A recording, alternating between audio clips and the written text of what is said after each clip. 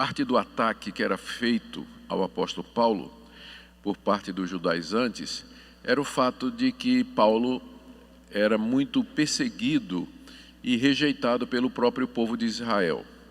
Aonde Paulo ia pregar o evangelho, geralmente ele sofria hostilidade da comunidade judaica, era perseguido pela sinagoga, às vezes era jogado na prisão, açoitado, como foi no caso de Filipos, apedrejado, e vivia como uma pessoa que não tinha lugar certo onde morar. Paulo não tinha um lugar onde repousar, às vezes passava fome, passava necessidade, e então os seus inimigos diziam: como é que Paulo pode ser de Deus? Como é que Deus trataria um servo seu dessa maneira? Porque Paulo sofre muito, Paulo apanha, Paulo é rejeitado, Paulo vive preso, é apedrejado. Só aqui nessa segunda carta que ele escreve aos Coríntios, o apóstolo Paulo nos dá 4 listas dos seus sofrimentos, e que vão desde a rejeição da nação de Israel até, como eu disse, perigos de morte e de perseguição. Aqui no texto que nós vamos ler tem uma dessas listas, pequena, mas tem também.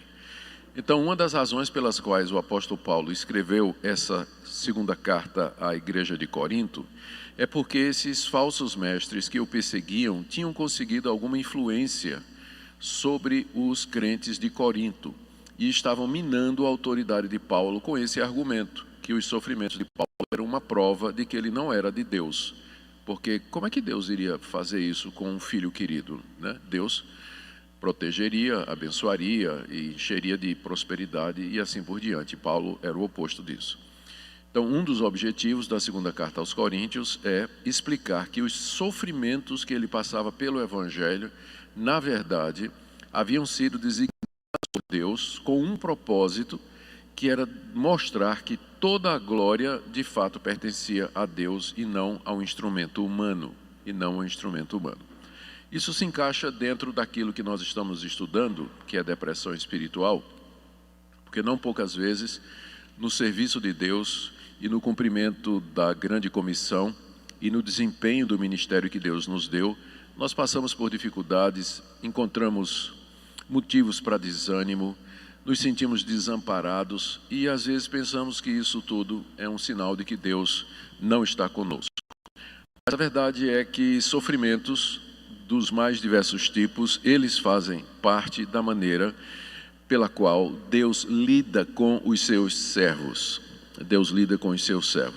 Então, eu sempre digo aos jovens que vêm conversar comigo e dizem assim: eu estou pensando em ser pastor.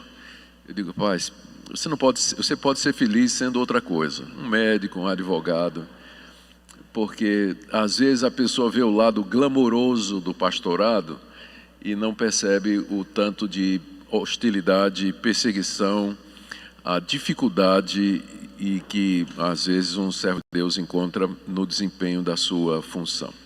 Então essa minha palavra hoje de manhã é para aqueles que estão ansiosos, angustiados, deprimidos, abatidos no cumprimento da missão que Deus lhes deu. Eu queria que você olhasse para os sofrimentos do ministério, sofrimento da sua vocação, da perspectiva que Paulo nos ensina aqui. Tá certo? E então nós vamos expor o texto e nós iremos fazendo a leitura à medida que a exposição prossegue. Vamos orar. Senhor, nós te damos graças pelo apóstolo Paulo, te damos graças que ele quis passar por todos aqueles sofrimentos para que a verdade de Cristo permanecesse entre os gentios.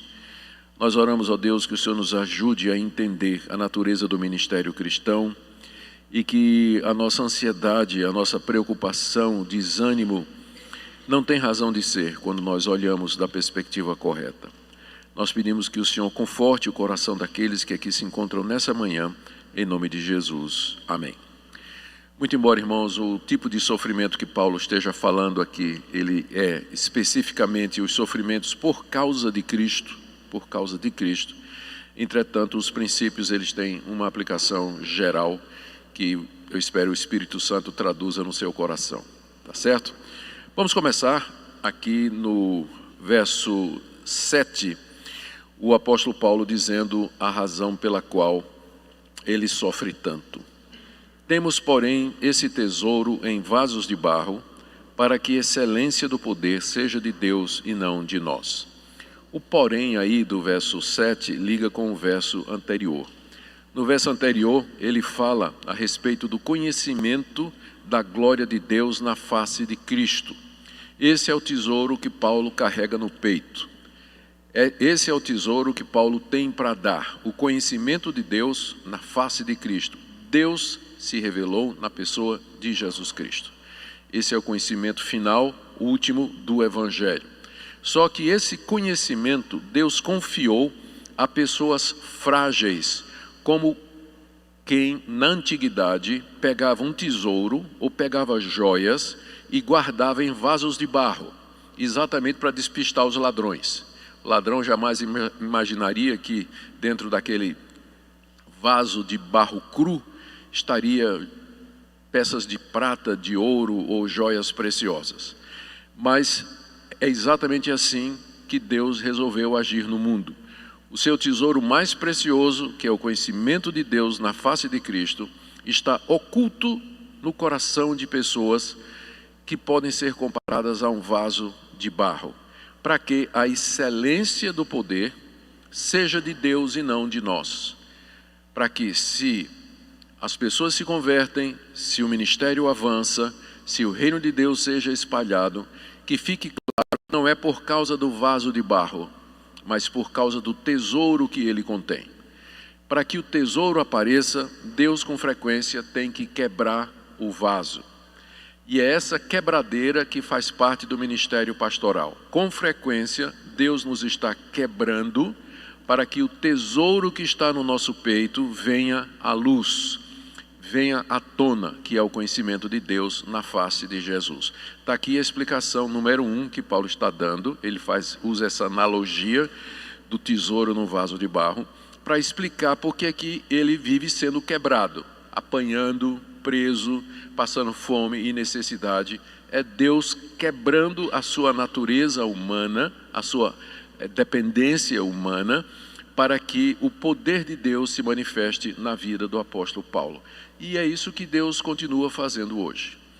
Por conta da nossa tendência à suficiência, autonomia e nós querermos a glória, com frequência Deus é obrigado a nos fazer passar pelo moedor, pelo pilão, para que nós aprendamos que o poder é dele e não nosso.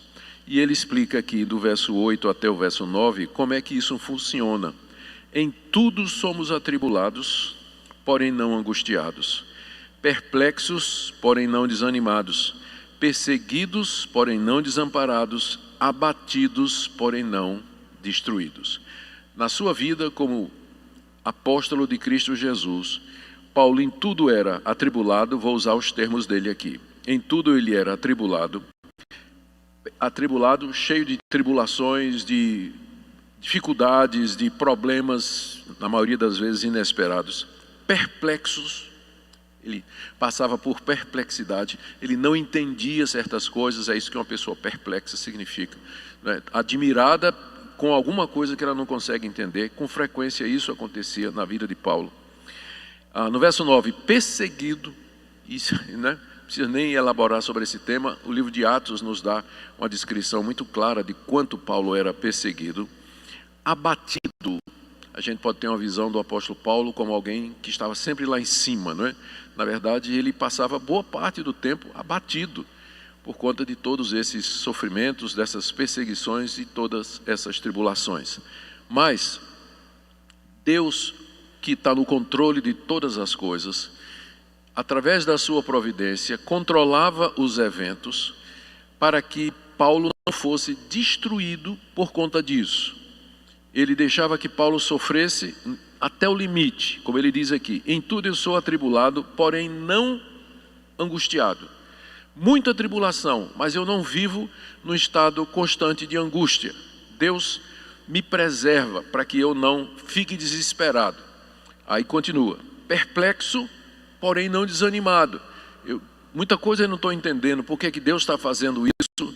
ou por que Deus está permitindo que isso aconteça, mas eu não desanimo de pregar o Evangelho simplesmente porque eu não entendo a providência de Deus. Abatido, perseguido, porém não desamparado. Por um lado, muita gente me persegue, mas por outro eu tenho irmãos que me amparam e que me dão apoio. E por fim, abatido, porém não destruído.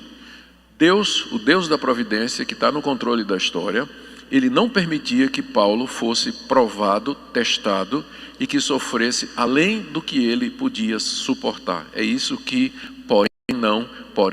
porém não significa aqui na passagem.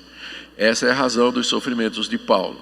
É para deixar muito claro que ele vivia na dependência de Deus. Ele estava sempre no limite, mas dependia de Deus.